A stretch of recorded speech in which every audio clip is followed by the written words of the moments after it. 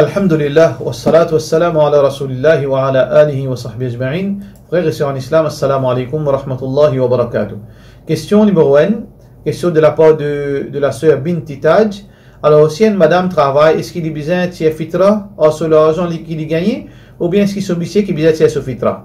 Alors, si madame là, veut dire, je fais une tombe d'accord qui s'acquiert sur l'argent pour lui indépendant, alors il tire sur fitra, normalement, c'est celui-ci qui prend ses responsabilités. En la cas, c'est un monsieur qui prend responsabilité de madame. C'est monsieur là qui besoin de tirer fitra madame là.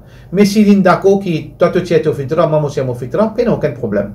Mais si madame là, il n'a pas envie de tirer, c'est ce monsieur qui besoin de tirer sur fitra, Inch'Allah.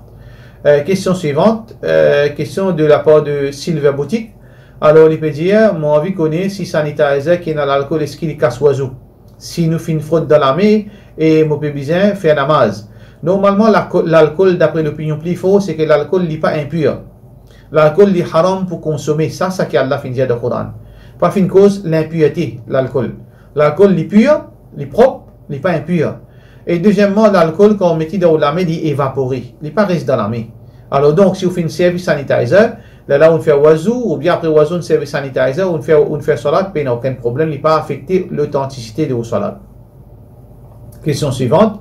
Question de nos sœurs Tawhida P. Pardon.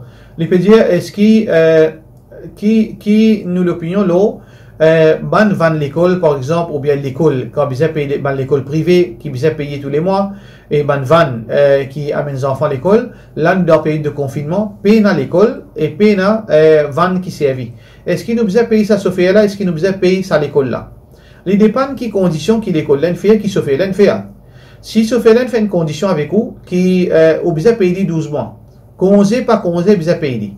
Ça veut dire, les créa qui de congé paye à l'école. Si vous payez de congé, ça veut dire dans la période de confinement, qui quand même, au pas payer service souvent, vous besoin payer ce mois. L'école là aussi pareil. Si l'école là est spécifiée, juste quand il y a l'école qui vous paye, là, dans la période de confinement, vous pas payer parce qu'il paye dans l'école. Il dépend de quelles conditions qui l'école là prend aux enfants, et quelles conditions Sophia là il prend aux enfants pour disposer pour aux enfants. Parce que quelque part aussi, ça va aussi besoin vivre, je besoin d'une rente. Si nous disons tout parent pas payer sa Sophia là, comment il peut vivre ici? Alors donc, il dépend de conditions. Si pas de mettre conditions, dire non, quand on paye dans l'école ou pas payer moi, ça veut dire dans la période de confinement ou pas payer. Question suivante, question de nos sœurs Sophia et moi j'ai envie de demander un éclaircissement concernant Zakatul Fit et Sadaqatul Fit, en sachant qu'ils ne sont pas éligibles pour Zakat. Moi j'ai envie de donner Sadaqa. La sœur fait une confusion. Sadaqatul Fit avec Zakatul Fit, même ça fait ça. Ça même ça. Zakatul Fit et Sadaqatul Fit, c'est ça manger qui nous tirait avant Ramadan terminé. Ça veut dire ça 5 livres d'iri qui nous tirait là avant Ramadan terminé. Ça appelle ça Zakatul Fit, appelle ça Sadaqatul Fit. Mais ça qui vous peut dire où Zakat est l'autre affaire. Zakat c'est 2,5% l'eau ou richesse qui finit faire un an de possession qui lui vaut valer 85 grammes l'eau. Zakat c'est un autre chose. Sadaqa est l'autre affaire. Sadaqa c'est un ou peut dépenser dans le chemin d'Allah. Quand on dépense dans le chemin d'Allah pour faire Allah plaisir, appelle ça Sadaqa. Ou capable de dépenser 1 roupie, ou capable de dépenser 1 million roupies. Ça, l'ident ou discrétion d'après vos capacités. Ça veut dire dans au cas, ou capable, si on a un petit argent, ou capable de Sadaqa, ou capable de donner 10 moun maléré, ou capable de faire manger aussi, ou invite 10 moun maléré et 10 moun qui pas maléré aussi. Tout ça, là, il faut me passer dans Sadaqa, puis il n'y a aucun problème. Question suivante, une question anonyme. Assalamu alaikum. Islam est enseigné pour pas casser relation. Mais si moi contacté mon frère plusieurs fois, et il parle oublié tant de moi. Qui m'a besoin faire? Ou continue garder relation avec vos frères, avec vos mamans, avec vos familles. Si je fais une casse relation avec vous, ou continue à le code malgré que je n'êtes pas content, vous venez, continue à aller faire vos devoirs. Mais vous que je ne pousse, mais là, on parle qui m'a dit. Parce que vous faites vos efforts devant Allah. Devant Allah, on fait vos efforts. Ça veut dire si je ne dis je ne agresse vous, je ne remets la police avec vous, je ne fais une menace, tension vous venez, tension comment dire, je mets une sauce d'eau, ou pas aller. Mais seulement on fait vos efforts. Mais tant que peine ça, continue à aller, préserver la relation, parce que la relation est très importante dans l'islam. Question suivante, question de nos un frère non musulman qui s'appelle Richard. Il peut demander est-ce qu'il fête l'anniversaire haram ou bien déconseillé. Est-ce qu'il y a dit qui si pas souffler la bougie, il dit ok, si n'est que partage gâteau et coupe gâteau. Merci d'avance.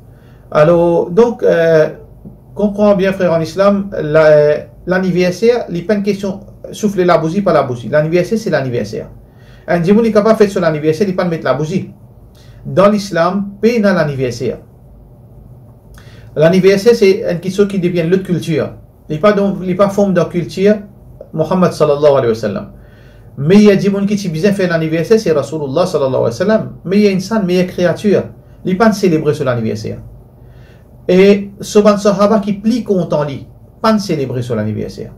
Qui montre nous qui, ça participe partie dans la culture, ban musulman. Et Rasulullah sallallahu alayhi wa sallam dit nous, man tashabbaha bi qawmin fahuwa minhum. C'est lui qui imite culture de l'autre peuple, il peut pas amener les jours du Qiyamah. Alors nous comprenons par ça qu'il y a l'anniversaire, il n'est pas fait partie dans notre culture. Et pour nous remercier un dimanche, nous pas besoin de faire sur l'anniversaire. Pour nous faire une réception, pas nécessaire qu'il nous fait jour sur l'anniversaire, nous capables de faire une réception tout au long de l'année, nous avons dimanche pour manger, parce que ça est recommandé dans l'islam.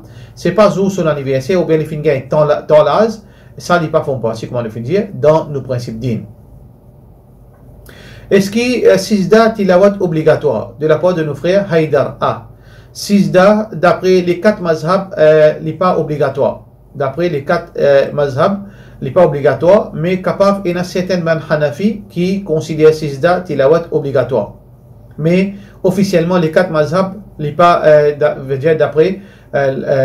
d'après bonne preuve, surtout depuis Omar bin Khattab, radiallahu anhu, qui t'y montre le mimbar de Tidé Surah Nahal, et il fait Sijda.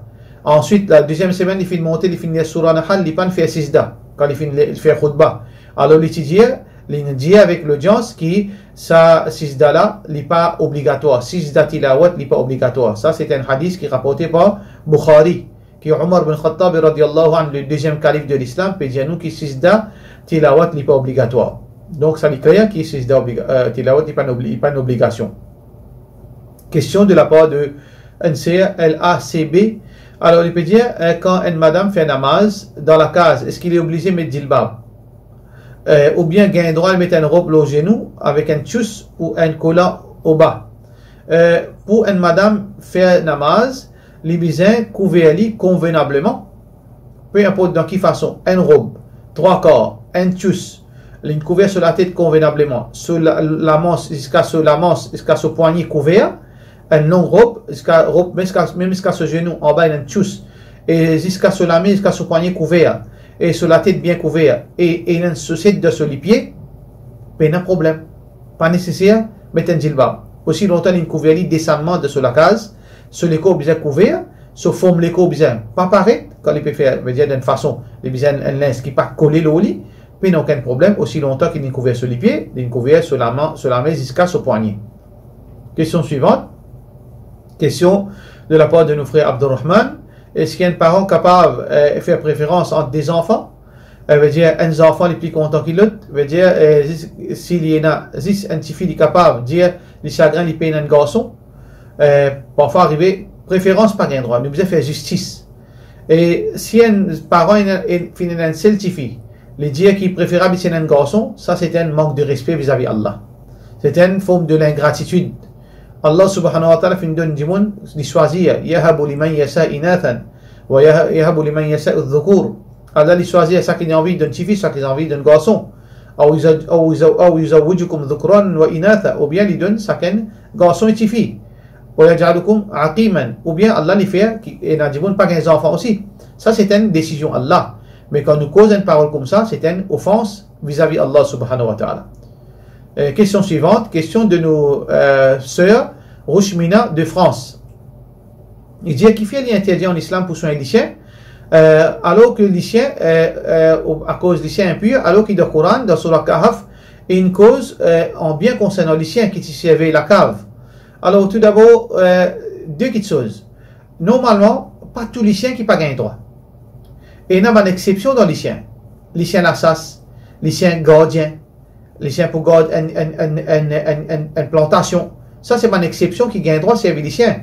Et il y a même Abu Hurairah radiallahu anhu dit kalbu mashi, un aveugle ce lycéen qui guide lui. Ça, c'est une exception, pas tout lycéen qui est empêché. Garde lycéen comme luxe pour non rien, sans aucune raison valable, ça qui est empêché dans l'islam. God lycien, sans aucune raison valable. Si un dimanche n'a aucune raison, il n'a pas de problème volé, il n'est pas aveugle, il n'a aucune plantation pour gardien. Alors, il garde un lycien à cause d'une culture, pour lui marcher sur lycien, pour tout le monde guetter, ça il haram complètement, il gagne péché avec Allah subhanahu wa ta'ala. Deuxièmement, et dans Sharia, nous devons comprendre, dans Surah Kahf, cause concernant le peuple auparavant, la loi qui est applicable dans Sharia, certains règlements qui est applicable dans un peuple, n'est pas nécessairement applicable dans l'autre peuple. Par exemple, dans l'époque Youssouf alayhi salam, tu as le droit de faire sijda en signe de respect pour maman, papa. Alors que dans nous Sharia, dans nous la loi Rasulullah sallallahu alayhi wa sallam, pas le droit de faire sijda en signe de respect. Vous trouvez que là-bas, si nous dit qui ça lycéen là, pas un lycéen pour surveiller, pas un lycéen gardien, pas un lycéen veut dire la SAS, ça veut dire qu'il c'est un lycéen qui peut soigner dans la case, ça lui concerne zot Sharia, zot la loi. Pour nous, il passe à la loi là.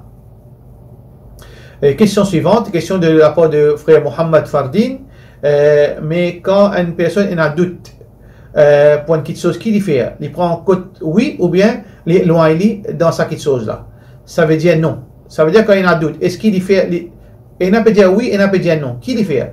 Il a le côté oui là ou bien il a le côté non là. Nous venons clair. Si un dimanche peut dire un manger halal, le temps peut dire manger la haram. Il y a un doute, il ne va pas connaître laquelle qui est. Qui fait? Il mange, il ne peut pas manger.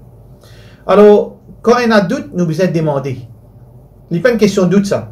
Comment nous dire, doute n'a pas supposé existe dans l'islam. Doute est relatif et est temporaire. Par exemple, moi, je n'ai pas connaissance. Mon gars, il mange, je ne pas connaître. Manger la halal, le haram. Moi, du temps, moi, abstenir jusqu'à qui me pose question. Ce n'est pas une abstention éternelle. Je ne pas dire non, moi, m'abstenir, moi, je ne pas faire ça parce qu'il m'a douté. Parce que dans l'islam, il n'y a rien qui reste douteux. Toute chose qui doute, il est enlevé par l'islam. Ça veut dire si vous doutez concernant la nourriture, ou il n'a pas le débat, c'est lui qui a connaissance. Si vous avez connaissance, si vous avez confiance dans un dimon spécifique, ou demande-lui. Si vous dites, bail, ou bien mufti, ou bien cheikh, moi, il a doutance, l'eau, sa question là, moi, pas connaît. Est-ce qu'il gagne droit à manger, pas gagne droit à manger? Qui vous dit à moi? Mufti là, dit manger.